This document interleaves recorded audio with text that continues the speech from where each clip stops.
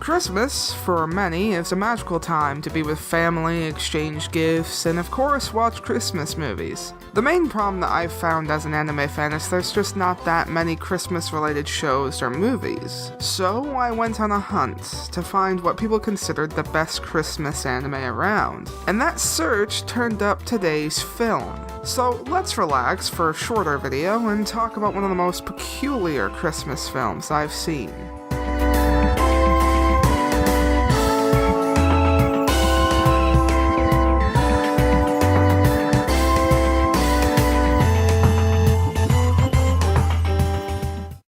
Our story begins on Christmas Eve in Tokyo, if you couldn't tell by the title. We follow a trio of homeless whose names are Miyuki, the runaway teenager, Jin, the grump, and finally Hana, the homosexual. While digging through the garbage that night, they find an abandoned child and name her Kyoko. At Hannah's request, they decide to try and find the child's parents, so she'll be safer than if they stayed with them. Now, to those who haven't seen the movie yet, you can sort of start to see why I referred to this film as peculiar. Most popular Christmas films center around the usual stuff, like in-laws, Santa Claus, sometimes someone falling over. This, however, isn't your usual Christmas film. As the story goes on, our main characters run into many challenges that involve happy, jolly things like kidnapping, murder, and death. Cause when my family's eating Christmas dinner around a nice warm table, most of the popular topics are murder.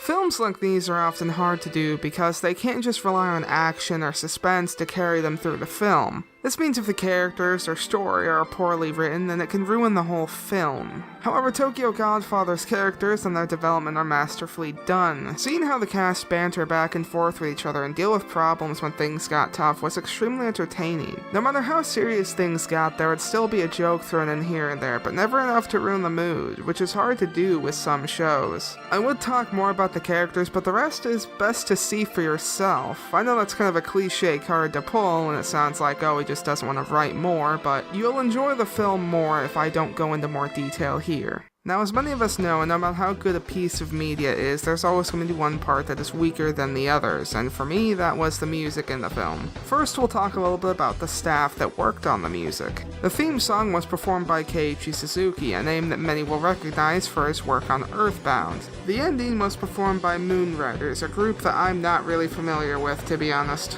I mention these names because these songs were the most memorable for me, honestly. Not to say that the rest were horrible, but it was mostly forgettable or just Christmas songs. As for the voice acting, this is another one of the few cases where I will talk about it, but not because it's bad, it's because it's very well done. The voice actors played their roles well. They really conveyed emotion when they needed to, and it never felt like they were too stiff or anything like that. Anyway, that's all there is to say about the music and the sound. Not the best, but still pretty good. The art and animation of the film can be described in 2 words: Studio Madhouse. Madhouse has such a huge history in anime that it's hard not to watch one of their shows anymore. Even if you think you haven't, you probably have. Anyway, if you can't tell from the praise I've given them so far, the animation is excellent. The characters had an interesting sort of realism to them with their body language and expressions, and the city backgrounds were well done. It almost reminded me of 5 centimeters per second with their use of lighting in the city streets. Now, keep in mind though, that's not me saying it's as good as that, but still, it was well done. I mean, keep in mind, this film was made in 2003. Yeah, it's not too long ago, but still it's impressive how well the film holds up today. Alright, now before we go on in the video, I'm going to do a short discussion on the ending, so if you haven't seen the film, skip to the time on screen. Trust me, you'll enjoy the film a lot better. Well, it's not really any surprise to anyone who has watched the movie or has seen the rest of my review, but the ending was well done. The chase between the main characters and Sachiko was fun, and was good preparation for the rooftop scene. The rooftop scene was honestly my favorite part of the ending, cause it was just really well done, and I really liked how it was Miyuki, of all people, who talked to Sachiko at the end. This is one of the moments I was talking about in the music and sound section where the voice acting was really good, because here it really shined through. Honestly, this scene made it unforgettable to me, and it's gonna go down as one of my Christmas classics because of it. I can't say it was perfect though, there were some interesting moments like the baby talking and the wind scene at the end. They were kind of dumb in my opinion. I know they were going for the whole Christmas miracle idea, but still, it would have fit more if the ending were a bit more realistic in my opinion.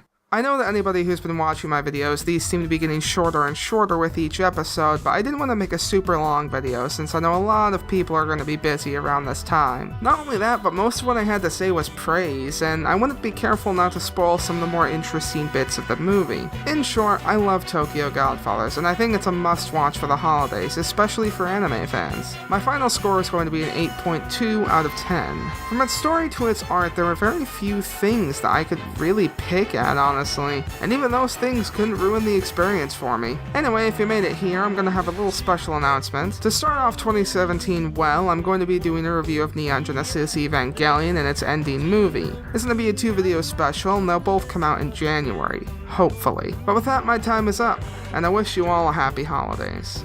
I'll see you guys next year.